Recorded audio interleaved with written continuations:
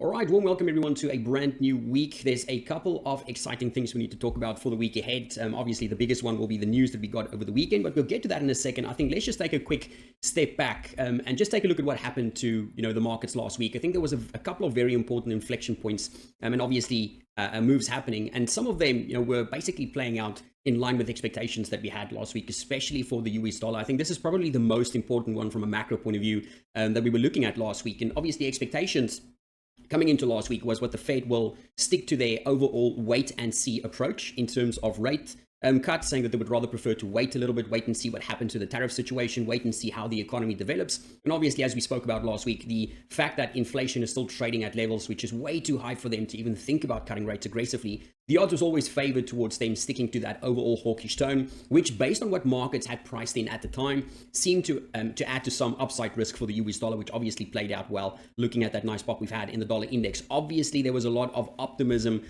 with the reduction in trade stress, with the news that both the US and China will gather in Switzerland to talk about the trade situation between the two, and we'll touch on what developments we got for that over the weekend. But that obviously added to some upside momentum for the US dollar as well. Now, I think it's important here to just quickly touch on why tactical considerations are so incredibly important. Going into last week, we didn't know that there would be positive developments coming out for China and the US, right, in terms of trade talks. We didn't know that there was going to be that optimism. We didn't know that we're going to get those tweets saying that, tariffs won't stay at 145%, they will be reduced. We didn't know all of those things would happen. There was one thing, though, that we could have known last week, and that is tactical considerations, right? That's looking at things like positioning data. Now, when you only have positioning, you can't really trade successfully with that, right? You have to have more information. You have to have a view of what's coming up for specific risk assets or specific assets that you're trading, when they are stretched short and when they are stretched long. The only thing that we knew last week is that, okay, we've got the FOMC coming up. There is some hawkish risks going into the decision, right? Which meant that there could be some upside for the US dollar. And the only reason why, despite some of the fundamental reasons why a lot of people still expect to see downside for the US dollar, despite all of those things, tactical considerations in terms of positioning was very important for us last week, right? What we said is that, yes, there are reasons many people want to be short the US dollar, but being short something when it is so incredibly stretched on the short side normally opens up your risk for squeezes to happen, right? When something is so aggressively stretched on the long side or aggressively stretched on the short side, it doesn't take a lot of good or bad news in the opposite direction to flush out a couple of weak hands, right? To see those squeezes develop. That's exactly what happened to the US dollar last week. Also exactly what happened to the yen, right? If we take a look at what dollar yen did last week, there were so many participants pressing for more dollar yen shorts, and a lot of those players got flushed out. Similar story with euro dollar longs, right? There's a lot of euro dollar longs that got taken out with that dip below that 112.70 lows that we had. And a lot of that, I think, could have been avoided by just looking at things like positioning. Again, positioning in itself is not something to base trade decisions on, but it is something to consider from a tactical point of view to say that, even if you want to be short or long that asset, is it the right timing for you to do so? And if positioning is crazy stretched, then maybe it's worth just giving yourself a couple of sessions, waiting to see how the markets react first before trying to chase the lows or chase the highs and basically, get caught with your pants down. You don't want to be in those types of situations. You don't want to be the player that is holding the bag when that market starts to make a bit of a squeeze. And that's what I think was a really good, example, really good lesson from last week in terms of what happened to the US dollar.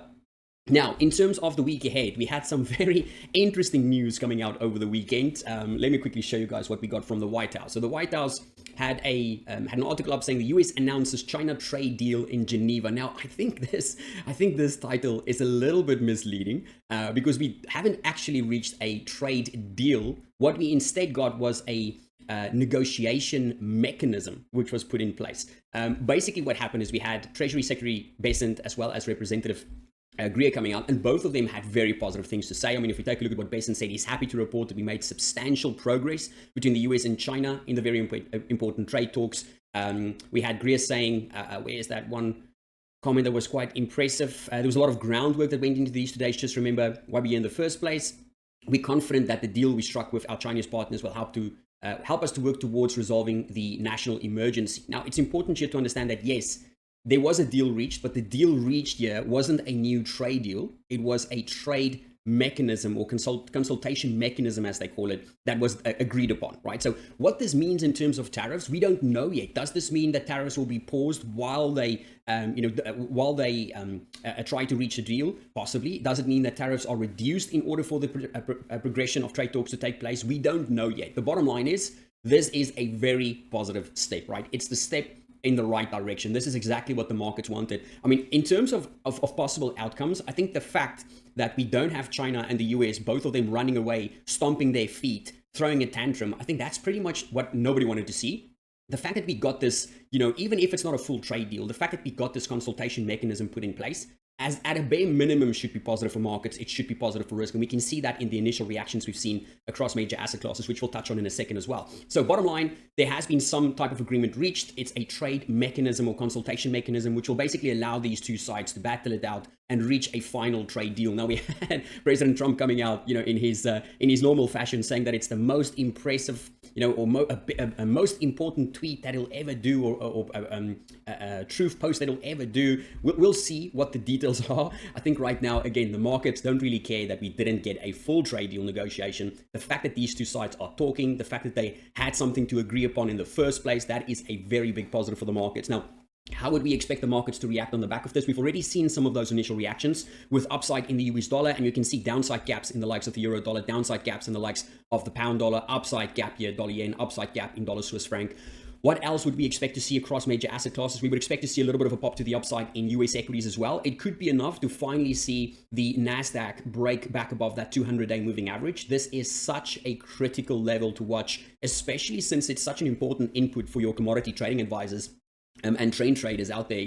Any type of break and close above the 200-day moving average will catch a lot of people's attention. This is one to watch, obviously, at the open. The S&P is another one. We could be getting very close to that 200-day, maybe even breaking back above that as well. We would still be down on the year, of course, for the S&P as well as the NASDAQ, but we would expect a bit of a pop to the upside. What we would also expect is possible upside risk or gaps to the upside for oil, and downside gaps for the likes of gold. So it's definitely key markets to watch and reactions to watch at the open. Again, the details in this new trade mechanism, it will be very important for the markets, right? The details will dictate how far those initial gaps can go, how the markets will react to them, whether they will be followed through or not. But if we get any type of pause or any big reduction in tariffs as trade negotiations continue, I think that'll be reason for some of these moves to potentially continue in the week ahead. So definitely a key focus point for us to watch. And I mean, in terms of volatility, it's so important to keep an eye on volatility here across major asset classes. Oil volatility was a big focus for us last week. We had a big reduction as we saw volatility pushing lower. That kind of opened the door for some alleviation in price to the upside. Again, from a tactical point of view, what happened over the course of the last few sessions, we obviously had that bad news coming out from Saudi, where they were basically threatening, potential price wars, if you will, a massive increase in production. If OPEC Plus couldn't come to an agreement. And what we saw last week is we failed to press to new lows, right? We failed to print new lows, even with that additional negative news. And when we had that reduction in volatility, and the fact that we couldn't press new lows, that kind of opened up the door for a little bit of price alleviation. Not because suddenly everything is hunky-dory in the oil space, just because when volatility, again, tactical considerations, right? When volatility gets to these types of crazy expensive levels and it rolls over, you tend to see that alleviation in price, not because anything on the fundamental side have changed, just because you don't have that continued downward pressure being placed on that asset as puts don't increase. You don't see an increase in put activity as puts kind of alleviates, and you see vol push lower. You get that immediate relief in price, which is something that played out quite well for oil. We also had some news out over the weekend for oil, where Iraq apparently has been stepping up their efforts to fall in line with OPEC plus quotas. They are looking to potentially cut their crude exports in May and June to 3.2 million barrels per day from the current 3.9, which in itself should also translate into some potential upside here for oil prices. So watching for upside oil, downside gold after this weekend news will be important for us to keep in mind. And it's not just oil volatility, right? For risk assets, I mean, take a look at where we are. VIX futures have been pushing lower quite a bit. We've had dollar volatility pushing lower, oil volatility pushing lower. We have bond volatility pushing lower. As vol starts to break lower across asset classes, it's not a surprise to see risk assets continue to stay bid in the midst of that falling volatility momentum. Keep in mind, right, there's a lot of funds out there, especially looking at things like equities specifically. There's a lot of funds out there who are, their allocations are controlled by the level of volatility in the markets, right? Regardless of what their view is of the economy, what their view is of equities in the long term, medium term, short term, they base their decisions on the level of volatility. So when volatility ramps up, there's a couple of vol-controlled funds who are forced to trim their equity exposures, right? As vol rips up, they are forced to sell. Not because they have changed their view, but because they have to do that because that's part of the investment mandate. So when you have volatility falling across asset classes, that is something that opens up for more possible upside for equities. Again, regardless of the fundamental view, as volatility comes down, it opens up more room for those players to reallocate into longs in line with their investment mandate. So falling volatility, definitely a key one that we need to watch. And obviously for the opposite reason as well, if we start seeing volatility across major asset classes pick up again, then that's going to be a real stress point for equities that we'll need to keep on the radar. Now, coming back to the rest of the week ahead, then we've spoken about the trade deal, the trade consultation mechanism deal, rather, that was reached. What else do we have on the radar? The biggest one, look, we've got a couple of US data points coming up this week, which will give the markets further indication of what impact the Liberation Day tariffs had on the US economy. We will have things like retail sales coming up. We'll have the weekly claims data coming up. We'll also have those regional PMIs like the Philly Fed. We'll have the University of Michigan sentiment data coming up. However, I reckon after the weekend news, the markets might be willing to look through a couple of these bad data points, if indeed they are bad, a little bit easier this week, right? And if we were to see these data points showing very minimal stress on both businesses as well as consumers, that'll just fan the flame for more upside in equities and more upside in the US dollar in the short term. So it's definitely one to watch. I think bad data might be able to be discounted a little bit easier this week, given the news that we had over the weekend, because there's a possibility that it might be short-lived, right? So it's very, very important to view the data that we have coming in this week, not just now in the context of what it meant for Liberation Day and for the economy, but how investors will try and counteract what we get in the data with what we had over the weekend. Very important to keep these things in mind to assess how the markets will react. Having said all of that, though, the biggest focus from a data point of view for this week will most likely be the US CPI data that we'll get for April.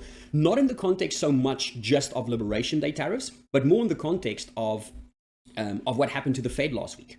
Right? The Fed stuck to that wait and see approach. And the main reason for that, apart from the uncertainty about tariffs, the main reason why they stuck to that more wait and see approach in terms of cutting rates is because inflation remains too high, right? So if we get any big surprises coming out of inflation this week, that's obviously going to be a very important consideration for markets to go through. And that'll be a key focus point. What the markets will be looking at here is obviously, depending on what type of surprise we get, that'll give the market some indication of whether what they have been pricing in for the Fed, whether that is realistic for now or not. If we take a look at rate pricing currently for the Federal Reserve, we can see that the markets are pricing in very close to 70 basis points of easing by the end of the year. Now, that's about 5 basis points shy of 3 full rate cuts. So if we get inflation coming in a little bit harder than expected, expect the markets to start pricing out that probability of 3 cuts down to more 2 cuts or closer towards 2 cuts, which again should be positive for the likes of the US dollar. Might not be that positive for equities, but again, the markets might be able to look through that a little bit this week, given the trade optimism that we had from over the weekend. So keep that in mind for risk assets and the US dollar. In terms of expectations for the markets, expectations is for core CPI year over year to print unchanged at 2.8 and for the headline to print unchanged at 2.4. Again, upside risk there could lead to upside for the US dollar, as well as some short-term downside for equities. If we were to see downside risk for inflation, that could lead to some downside pressure for the dollar and upside risk for the likes of equities. So it's definitely one to watch. In terms of investment bank expectations, there's both upside and downside risks to this CPI. From an upside risk point of view, it could be tariffs, right? There has been early signs that suggest that import levies may have already started to push up prices for core goods, like things like electronics and appliances. So obviously, if that feeds through, that'll be a negative or upside risk for inflation. We could have had companies or firms that might have done some preemptive price hikes, right, in anticipation of tariffs hitting supply chains. That's something that could lead to upside risk. And obviously, shelter rent and insurance remains firm, and that could surprise to the upside as well. In terms of downside risk for inflation, things like airfares and hotels are still soft. These categories dropped sharply last month, and they might stay weak due to the continued fall in tourism and obviously a little bit of negative sentiment towards the US with Liberation Day tariffs. That's a downside risk for CPI. And also, I think what's underappreciated here is the possible lag in tariff pass-through, right? It takes time for tariff impacts to flow from ports to shelves, right? Some analysts expect the real inflation impact to only start showing up clearly in about June or July. So that's just something important to keep in mind, is that there's both upside and downside risk for inflation. As usual, it is a waste of time as a retail trader to try and establish whether there's upside or downside risks. The most useful thing to do with our time is to say that, okay, how could we potentially look to position ourselves if we get an upside surprise and if we get a downside surprise? Because again, think about it this way. The investment banks of the world, the Goldman Sachs and the Morgan Stanleys and the JP Morgans and the INGs, all of these banks have some of the smartest people working for them with some of the smartest tool, the best data, and they still continuously get these data points wrong in terms of their forecasts, right? So how are we as retail traders going to think that, oh, we are much smarter than these guys, there's upside risk or downside risk? That's a waste of time. We don't want to waste our time with that. What we want to do is say that, okay, if we were to get a downside surprise, or if we were to get an upside surprise, how is the best way for me to express that? Now, coming back to last week, just like we spoke about with the FOMC, tactical considerations for the dollar is still very important for us right now. What does this mean? It means that if we were to see an upside surprise in inflation, especially given the good news we had over the weekend, that is, from a risk to reward point of view, the most attractive way to look to trade the US dollar, at least in my opinion, for the week ahead. If we were to get a downside surprise, yes, that could lead to downside in the US dollar, but I wouldn't want to be trading the dollar lower on a downside surprise, given the tactical considerations. I would only be open to buy the dollar on a hot print because positioning is so stretched, right? So that's a very important consideration, just like the FOMC. I wasn't willing to short the dollar last week if the Fed sounded more dovish. I was only willing to buy it if they sounded more hawkish because of where positioning is trading. So that's a very important consideration as always to keep in mind. So key focus points then, like we said, as a quick wrap up, the first one will be the news we get, the details we get out of this new trade consultation mechanism between China and the US. That's going to be a key consideration. And then obviously in the week, what happens to US CPI will be the other big focus that we get on Tuesday. With that said, as always, hope everybody will have a fantastic week ahead, and any questions, welcome as always.